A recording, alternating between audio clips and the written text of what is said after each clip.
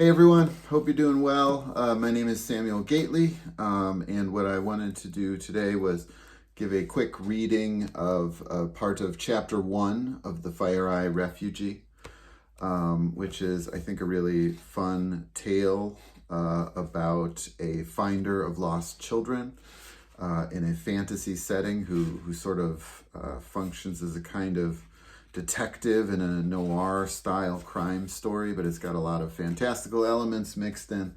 And anyway, what I will do is read a few pages for you, and I hope you enjoy it. We'll start with chapter 1, the opening. The Fire Eye opened over the city of Celeste, just as it had every year as far back as anyone could remember. The same day of the year, the same time of night, the same miraculous celestial event. It began with the slow appearance of what could be mistaken for a chain of stars. These grew steadily brighter to form a jagged line of bright purple in the dark skies. Then, so like an eye drawing open, the line spread into an oval of blazing light, colors trapped somewhere between a rainbow and a flame. Huge, it took over the sky above the city, perched over it as a flower in bloom might stand over a clump of grass. Kay didn't look up. She longed to. Every year brought subtle variations to the pattern of the Fire Eye, variations Kay knew better than any others in the gaping crowd that she steered her way through. She should have been home, sitting in the rooftop corner she had set up especially for this.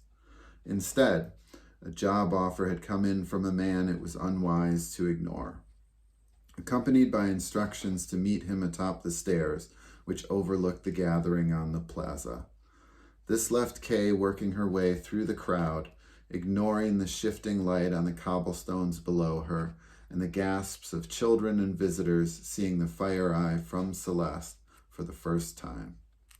Soon the lanterns would launch. Many of the crowd had already lit theirs. Small candles heated the trapped air in the paper lanterns and drew them upwards, a tiny spark to pay homage to the great fire in the sky. The lights from the hundreds of early rising lanterns danced off the golden skin of the crowd. They wanted to get their lights up early, to beat the thousands that would follow. It was easier to track them that way, and later tell others the lie that they had seen their lantern pass into the very center of the eye, the flaming pupil, granting them a wish for power or love or peace. There would be more wishing for peace this year than any other, at least from those who had their eye open and knew that the refugee situation would get worse before it got better, for those who realized the hunger and anger of the tens of thousands outside the walls would not wink out as smoothly as the Fire Eye would when its time had elapsed. The lack of a pharaoh presence at the Fire Eye opening was notable. The refugees had brought no equivalent holiday from their homeland. The Fire Eye was unique to Celeste, and the locals made no effort to share the occasion.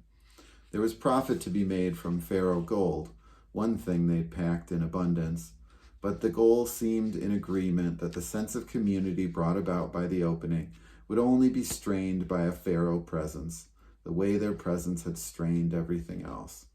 Indeed, with a crowd this large, all gold, all armed with fire, it would be unsafe for any of the lighter-skinned outsiders here. While the lanterns rose and all eyes turned to the sky, it would be too easy for a knife to find its way into a pharaoh's back. Kay, herself a mix of pharaoh and gold blood, had drawn unwelcome attention during these tense days. Wet bloods, the favored slur for Gaul of mixed heritage, were not popular right now. She'd been in Celeste for nearly 10 years, and she was committed to dying before she left the aura of the Fire Eye behind. But the flood of refugees had forced a Gaul-Pharaoh divide, which endangered her peace, hers and all others of mixed blood. Kay's skin was the more golden tone of the Gaul, and her hair was black, which allowed her to pass as Gaul at a glance.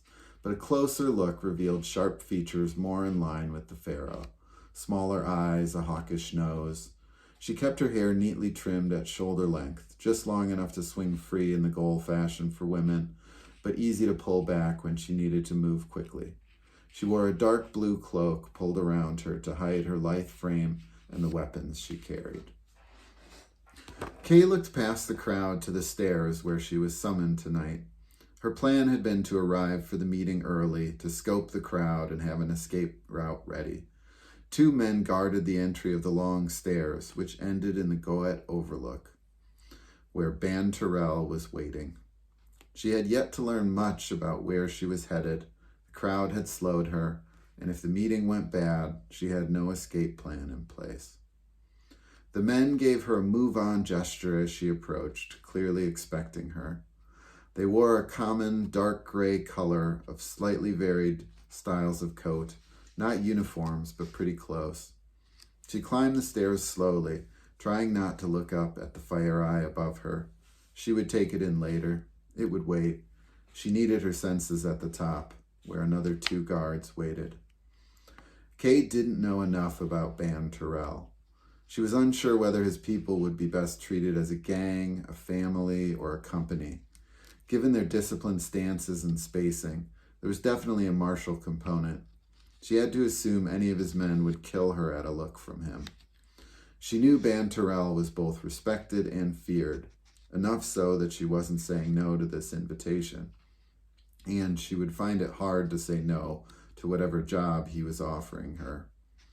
She had no idea where his money was born or where it slept. She had no idea where he stood with the dynasty, or where he came down on the refugee question that had divided the city of late. She knew that during the opening, the height at which one was stationed was reflective of status. Goal were obsessed with station, and its most prominent marker was altitude. The plaza Kay had walked through was filled with commoners, children running around with eager shouts.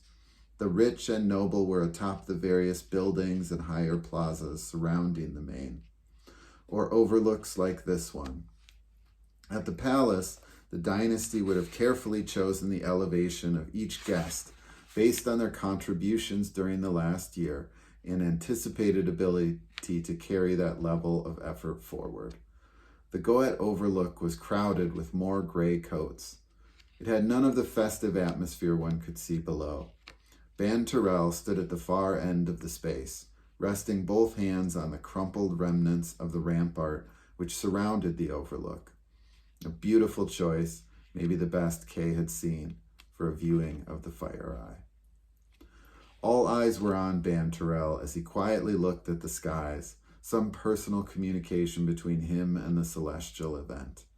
Kay paused, uncertain whether to come any closer. She could feel the men, a respectful distance from Ban Terrell, turn their attention to her, weighing her. Then Ban Terrell turned. He was elderly, dressed in a simple robe of dark gray, a thin beard below a shaved head. He gave her a light smile and gestured for her to take the place beside him. As she neared, he saw that he had 2 lanterns ready for launch. He'd prepared and waited for her, an unexpected gesture of respect that did nothing to lessen her wariness. Ban Terrell gripped her hand in a paternal manner and drew her to one of the lanterns. He took his place in front of his own. Both had lit candles. When he loosened their ties, only Ban Terrell's gentle grip prevented them from floating away. The sky in front of them was littered with rising lights as the lanterns from the plaza below ascended. Kay could see hues of purple and orange dancing on the outside rims of the thin paper lanterns, the fire eye reaching out. She would have to look at it. He would notice if she didn't. The small flame dancing atop the candle in front of her didn't pull at her the way it normally would. Not tonight. Not with its great mother, father, God in the sky above. The candle was nothing. The fire eye was everything.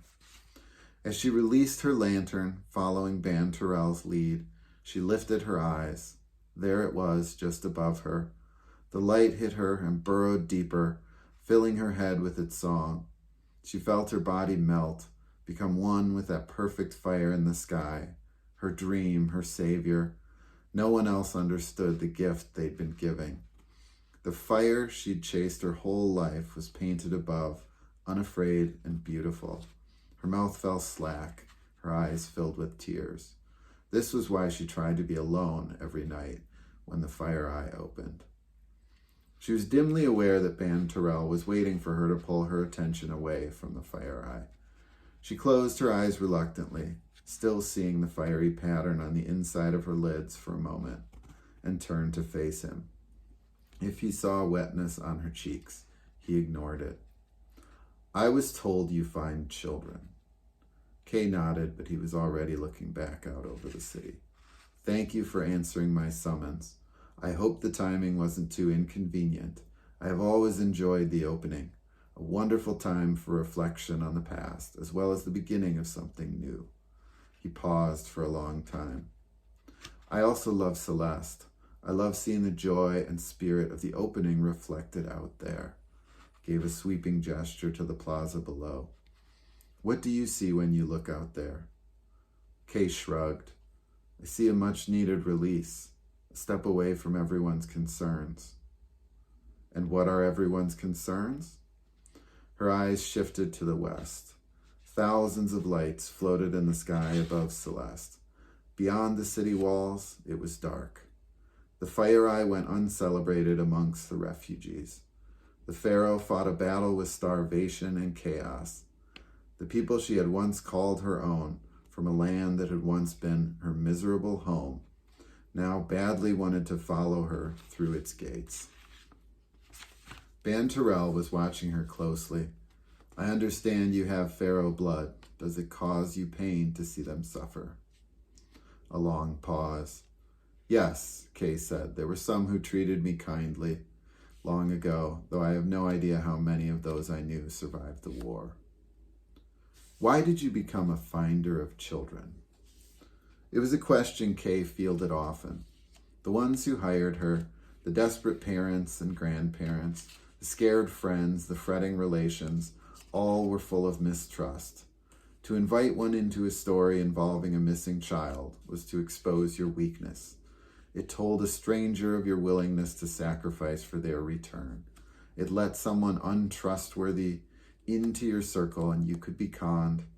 A competing offer could be leveled to your enemies, assuming they hadn't already wrapped their hands around your offspring, and assuming your child still lived. Kay gave him the safe answer, not feeling the need to show her hand this early in the game. "I have a knack for it." She unconsciously fingered the leather bracelet she used to track the children she'd been able to help.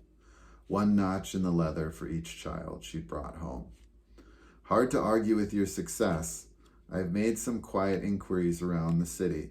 As a fetch, you are peerless, but you leave me guessing at your motivation."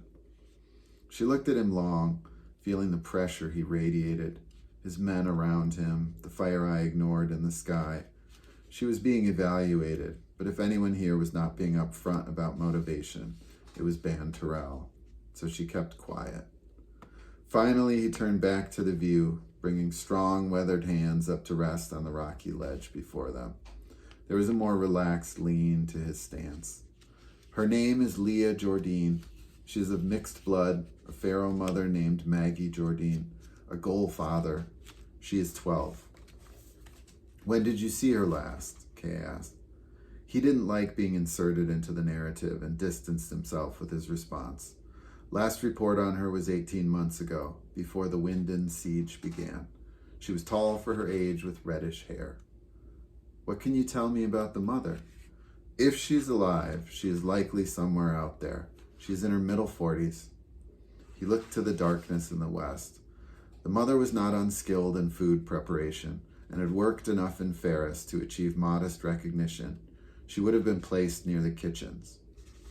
That meant she had a better chance of being alive. Food had guards. If one wanted to find the centers of power in refugee camps, one looked to where the food and water came and went."